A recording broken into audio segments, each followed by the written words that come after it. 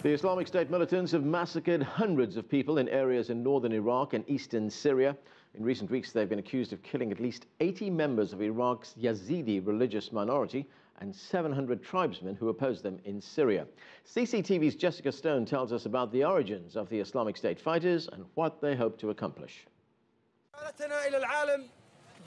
The Islamic militant group calling itself the Islamic State is documenting its lightning-quick spread across Iraq, releasing this video showing its flag over Iraqi landmarks in early August, including hospitals and critical infrastructure, like the country's biggest dam in Mosul.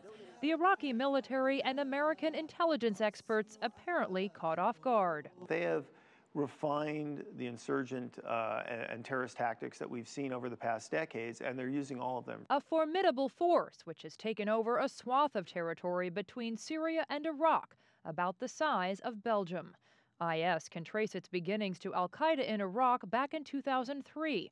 Current numbers are hard to verify, but intelligence officials estimate its fighters to now number anywhere from 10,000 to perhaps as many as 50,000, in part because of forced recruitments. And IS is wealthy, with a reported $2 billion in its war chest. They come with a lot of experience fighting, and in terms of resources, they have been tapping into funds from the regional countries, and they have laid their hands about some $500 million when they overtook Mosul. They are extorting money from a lot of the locals, and they have now control over oil that they have been selling, reportedly even to the Bashar Assad that have been giving them the revenue. We have brothers from Bangladesh, from Iraq, from Cambodia, Australia, UK. Nothing has gathered us except to make Allah Azza wa Jalla with the highest. But it is the group's social media expertise that's raising some new international concerns. These Islamic State recruitment videos provided by the Middle East Media Research Institute show a targeted outreach to foreign fighters from Western nations, with videos in Spanish and English, dear brothers from Ukraine, even translated into Ukrainian. IS social media is used both for recruitment and fundraising. U.S. intelligence officials estimate the numbers of foreign fighters in Syria alone at 7,000, with as many as 100 believed to hold U.S. passports. Last month, the nation of Norway stepped up security after receiving information on what it said might be an imminent attack staged by its own nationals radicalized in Syria. For them to consolidate and become a training ground that export terrorism well beyond the Middle East is a possibility to threaten the Western countries at some point.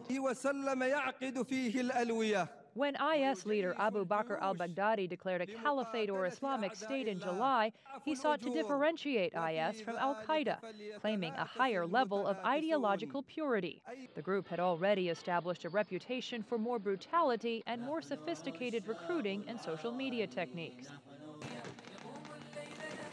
Analysts note IS has also shown an impressive talent for military operations. You know, they didn't try to roll into Baghdad, which may have been an overstretch and reach too far. They actually kind of took a strategic pause. They consolidated their gains. They've been going through the military equipment they have, they've been reorganizing. They've been looking for gaps and weak spots, which is why they went after the Kurds.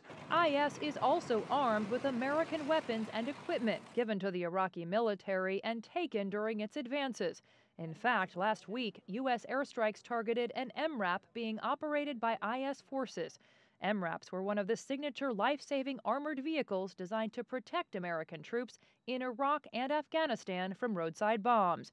It's a terrible irony for the United States, still trying to secure the gains of the Iraq War 3 years after pulling out its troops. There is acute sensitivity in the West to the fate of Iraq, a place where not just the United States, but many countries spilled blood and treasure over the course of a decade, and that we desperately wanted to see, get well and find a way to accommodate. Still, Thomas Lynch of the National Defense University and others argue that when IS began targeting Christians in Mosul and other key parts of the fabric of Iraqi culture, they turned supporters, who initially backed them as an alternative to the Shia-led government, into enemies. They breed their own antibodies, both within, for people like women and minorities that are treated in a highly intolerant fashion, and from outside, governments outside who fear them having access getting into their countries. Other groups that are have been fighting with the Islamic State, for the Islamic State, are not happy about it either, because it's unprecedented, to put these signs on doors and ask people to evacuate their homes under Islamic law.